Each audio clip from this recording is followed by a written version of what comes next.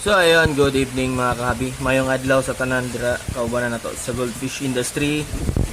Karon gisugdan ako og quarantine si Champ, Tiger Champ kay ato siyang iapilugma pohon sa International Goldfish Show dito sa Philcry Centrale in celebration of Kadayawan Festival ng Davao City. So sa mga sa nakita nyo mga kahabi, so off na gid kay siya. And wala ko yung laing madula mga kahabi, no, kay puros GO ang ako ang isda. And nahurot-hurot ko na ako ang isda mga kahabi. Anyways, suporta gyapon ta sa tong kaubanan sa industry mga kahabi para mulambo gyapon ang ato ang industriya. And good luck sa participants ug mapuhon, daghang kayong salamat, no. And paki-follow mga kahabi sa ako ang Facebook page PF Philippines Republic. Daghang kayong salamat mga kahabi, no, og hangtod sa sunod, dalay go ng Dios.